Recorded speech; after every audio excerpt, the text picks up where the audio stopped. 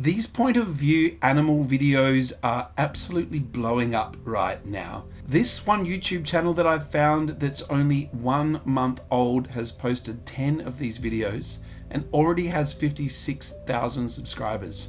One of these gaining 40 million views. I'm going to show you right now how you can make your own version of these point of view mini camera animal videos. First of all, you want to head over to ChatGPT and on the left hand side select Explore GPTs. From here we're going to type in micro camera animal and it's this one right here. Once you've started the chat, just hit this button and it will give you a list of different animals that you can select from.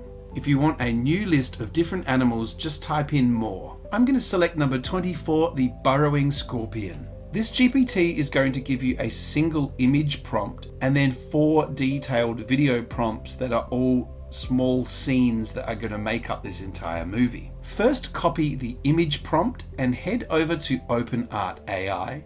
From here, we're going to select image and create image. For the model, we are going to select Nano Banana 2. Then you simply paste your image prompt in here.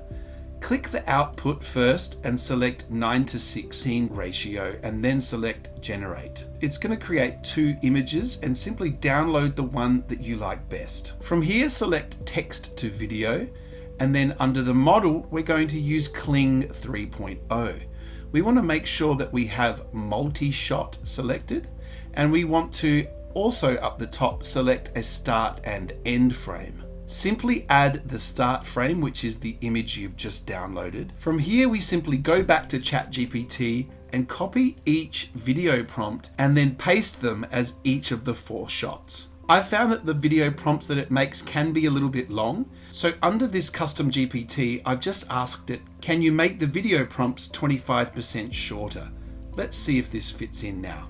Perfect. Once you've pasted in all 4 prompts, you can simply generate the video. You can select 720p or 1080p. Now let's have a look at the result.